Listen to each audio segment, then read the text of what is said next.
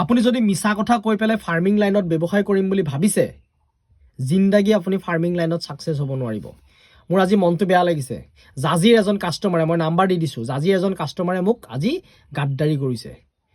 ইমানবাৰ phone কৰাৰ পাছত মই তেখেতক কালি সিদ্ধান্ত কৰিলোঁ যে মই 350 লোকেল মুৰ্গী পোৱালি তেখেতক লাগে। কালি ৰাতি মই ফোন কৰি পেলাই তেখেতক বাৰম্বাৰ মই ফাইনেল কৰাৰ পাছত আজি মই 21 তাৰিখ শনিবাৰ ৰাতিপুৱা 6টা বজাত মই তেখেতক পোৱালি গাড়ীত উঠাম বুলি মই ক'লোঁ, কথা দিলোঁ। আৰু সেইটো হিচাপত মই 3:30 বজাত আজি ৰাতি উঠি মই ডিমৌলৈ পোৱালি পঠাইছোঁ 300, জাজি পোৱালি পঠাইছোঁ 350, তো বোকাখাত পোৱালি পঠাইছোঁ আৰু কেইবা জেগাতো তেনেধৰণে পোৱালি পঠোৱাৰ মানে আজি দিন আছিলে। গতিকে আমি 3:30 বজাত উঠি লৰালৰিকৈ পেকিং চেকিং কৰি 6টা বজাত গৈ পেলাই গাড়ী গৈ পাইছোঁগৈ। তো কনকজ্যোতি মানে যিখন মিলানিলি বাছ, তাতে আমি পোৱালি উঠাইছোঁ। আৰু উঠোৱাৰ লগে লগে আমি ভিডিঅ' চব কৰি পেলাই আমি কাষ্টমাৰক সদায় হোৱাটছএপ কৰোঁ। তেখেতক মই কালিয়ে কৈছোঁ যে 6টা বজাত মই আপোনাক ফোন কৰিম। 6টা 9 বজাৰ আগত মই তেখেতক ফোন কৰিছোঁ, কাৰণ ইয়াৰ গোলাঘাটৰ পৰা জাজি পাওঁতে বেছি সময় নালাগে, 7:30 বজাত পোৱালিটো পাই যায়। ফোন মাৰি আছোঁ পোৱালিটো উঠোৱাৰ পাছত 7:30 যেতিয়ালৈকে বাজি গ'ল, মই কমেও 20, 25, 30 বাৰলৈকে ফোন কৰিছোঁ, ফোনটো ৰেছপণ্ড কৰা নাই, হোৱাটছএপত মেছেজ চোৱা নাই। আজি এতিয়ালৈকে তেখেতে, এতিয়া মই ভিডিঅ' যিটো বনাই আছোঁ, এতিয়া যদি আপোনালোকে সময়টো চাই, এতিয়াৰ সময়টো হৈ গ'ল 8:29, গাড়ী অলৰেডি ডিমৌ পাব হ'ল, কিন্তু এতিয়া আজি তাৰিখলৈকে তেখেতে ফোনটো মৰা নাই। তেলে চাওক, 350 পোৱালি তেখেতলৈ পঠাইছোঁ।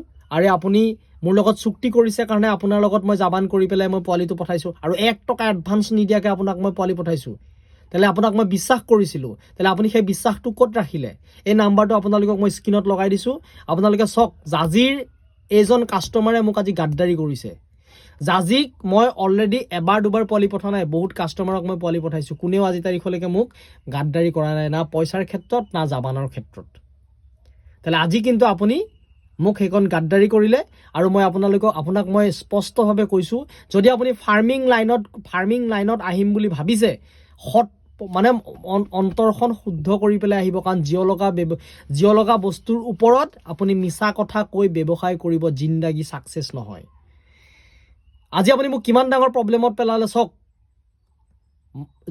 যিটো পোৱালি মই মোৰ জাবানৰ হিচাপত মই আপোনাক একদম, মোৰ জাবান মই এটাও মই মিছ কৰা নাই, সেইটো হিচাপত মই আপোনাক ফোন কৰিছোঁ, আপোনাক মই গাড়ীত পোৱালি উঠাইছোঁ, আপোনাক মই হোৱাটছএপ কৰিছোঁ।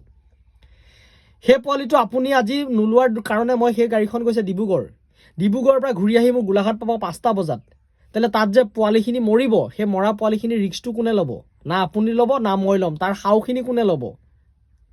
আমাৰ দায়িত্ব থাকে যে আমি এজন কাষ্টমাৰক যেতিয়া পোৱালিটো দিম, চাওক, আঁতৰলৈ পোৱালিখিনি পঠোৱাৰ লগে লগে আমি লগালগ 0 ডেজৰ পোৱালি কেতিয়াও নপঠাওঁ। মই কালি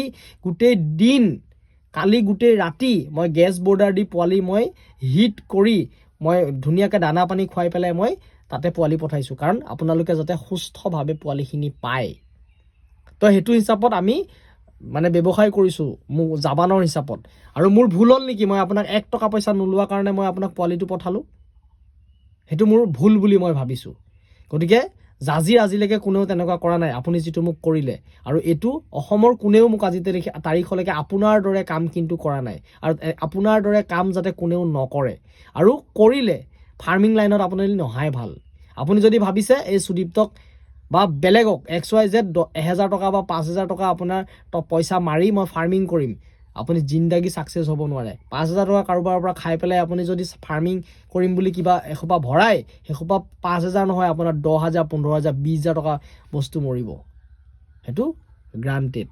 গতিকে আপুনি যদি ফাৰ্মিং লাইনত আহিম বুলি ভাবিছে, যদি জিঅ' লগা বস্তুৰ ওপৰত, লাইফ ষ্টকৰ ওপৰত যদি আপুনি ফাৰ্মিং কৰিম বুলি ভাবিছে, মনটো শুদ্ধ আৰু সঁচা কথা কৈ ব্যৱসায় কৰিবৰ কাৰণে আহিব, তেতিয়াহে ছাকচেছ হ'ব। নহ'লে কোনফালেদি আপোনাৰ মানে বাহ পাব আপুনি বুজিব নোৱাৰিব। গতিকে এনেকুৱা ধৰণৰ হেতালি নেখেলিব কাৰো লগত। আৰু এনেকুৱা নহয় যে আমাৰ ঢেৰ পোৱালি আছে, আপোনাক আমি যাচি আছোঁ, আৰে আপুনি 6-7 বাৰ ফোন কৰাৰ পাছতহে আমি আপোনাক পোৱালি পঠাইছোঁ। আৰু মই যেনেকৈ ধৰণে চুক্তি কৰিছোঁ তেনেধৰণে আপোনাক পোৱালি পঠাইছোঁ।